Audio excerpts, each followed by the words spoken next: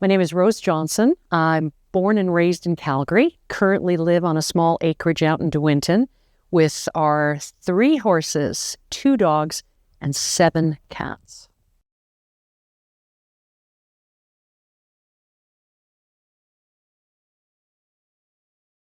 We've got 3 horses right now. We've got Risky, who is 32 years old, and he's our boss. He's the boss of the other 2, and it's so funny.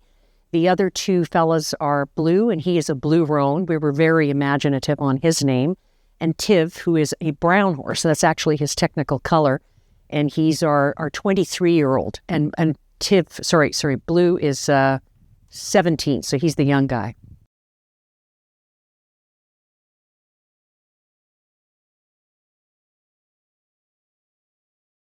We're lucky. I'm very lucky because we live with our horses. So our partnership with them is one-on-one. We get to go out there all the time and see them. We feed them in the morning, feed them in the evening. And for me, there's just nothing more wonderful than when you're walking out and they nicker at you. They know you're coming. And yeah, part of that is because they know they're going to get their dinner or their breakfast.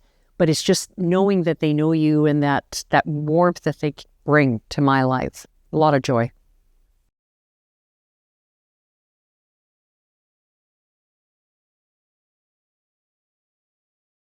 The quirkiest thing that Risky does, and he is the funny one, we use fly masks for all the horses because they get bugs in their ears and in their eyes. And he loves his fly mask so much that if you hold it up, he will come running over and basically put it on. He sticks his head into it and positions his ears so that you can close it. It is so funny. He's a character.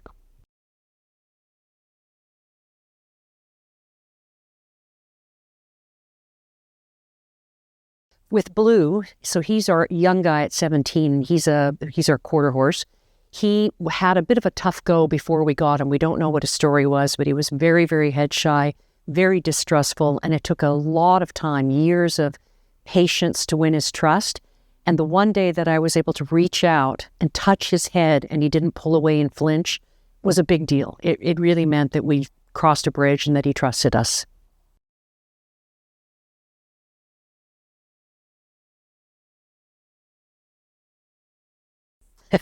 A typical day starts with my husband, Greg, going out in the morning to feed them. And we hear the call of the blue roan, we call it, because Blue always nickers out that, breakfast, come on. And Greg goes out, he feeds them, gives them their hay. So that's how the day starts. Risky, because he's 32, gets step 6 for senior citizens to keep him healthy. Then they stay in and eat their hay. Around 1 o'clock or 2 o'clock, we let them out into the back pasture and they roam around the 5 acres that we have there and, act like wild Mustangs for a couple of hours. Then we bring them in for supper. They have hay and they have their dinner. And if I'm lucky, somewhere in that, I get a ride in.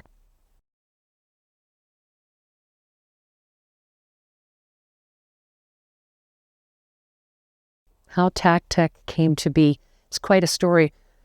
Started innocently enough. My manager, George Constantinescu, and I were having a working lunch one day. We were sitting and talking about all the things that we wanted to accomplish in the coming week, so kind of a to-do list.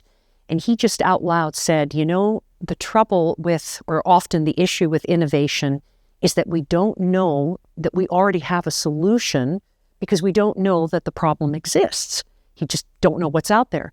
And he said to me, as an example, Rose, like, what are the problems in your world? And honestly, it didn't take me a moment to think. And I came out and I said, I wish, George, that there was a way that we could find to know if our saddles fit our horses. So George asked me to explain what that was all about, what the process for saddle fit was. And I told him how we currently fit horses to saddles and what a guessing game it often is and how difficult it can be. And he looked at me and he said, and I said to him, I said, it would be wonderful if we could take a picture, an image of the top of a horse and an image of the underside of a saddle and fit those two together. And I remember George looking at me and he said, Rose, we can do that. And that's how this whole journey started.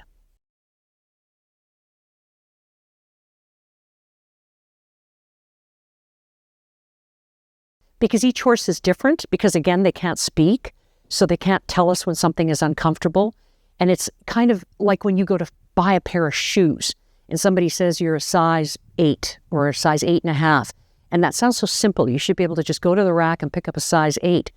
Shoes are all different. All those size 8s fit slightly different. They pinch a little here, or they might be a little too wide in the toe. And these are all the nuances that make saddle fit so difficult too. And if you can imagine having the tiniest little rock in your shoe as you're walking and how irritating that becomes. And imagine a horse with a saddle on its back with that pebble, and then you sitting on top of that saddle, and how uncomfortable that gets. That's how I think about it.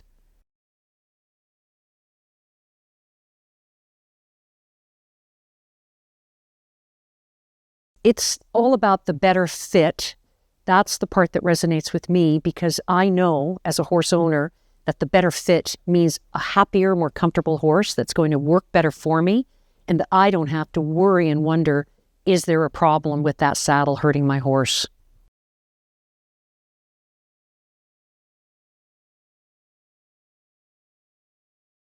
It means so much. You can't imagine. Right now we're hoping to accomplish things towards saddle fit, but we're also really trying to think about other ways that this can benefit horses, measuring their backs as they age and muscle up and maybe lose muscle mass. And it's very exciting. I feel very privileged to be a part of this team, and extremely hopeful that we're going to make a difference to horses and their riders.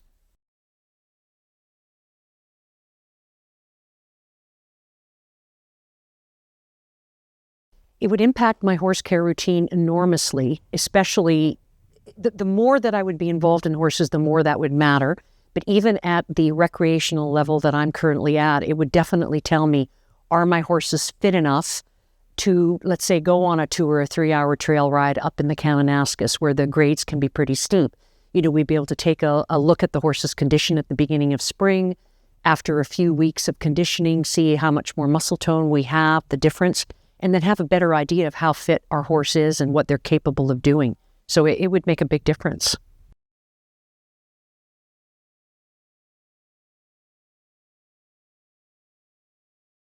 I see technology benefiting the future of equestrian life in wonderful, wonderful ways, where we can monitor how they change. We'll have a better understanding of their lameness issues or different things that are going on in their physical health. And I think that's going to be enormous. Hopefully we'll be able to better even document our veterinary care with them, how we feed them, our different riding programs. I think it's going to make everything just so much cleaner and sharper. And again, better saddle fit. It'd be fantastic.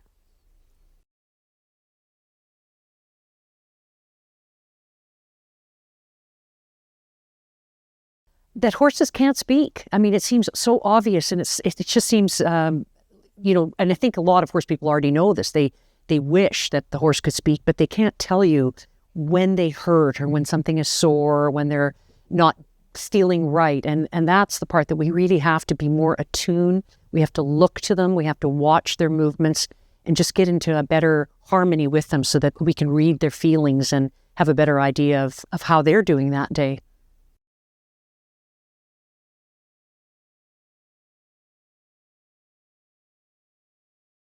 The most important thing for me in my relationship with horses is that I have their respect. I think that is the most important for many reasons, safety reasons, and also because horses need to have a leader, and so they need to respect you. But I also want them to know that they can trust me. It's very important that and this is very evident with our one horse that had trust issues. You need to be patient to work through that. And once you gain their trust, they will do so much for you. So I value that the most, is that they trust me, and I've earned their trust.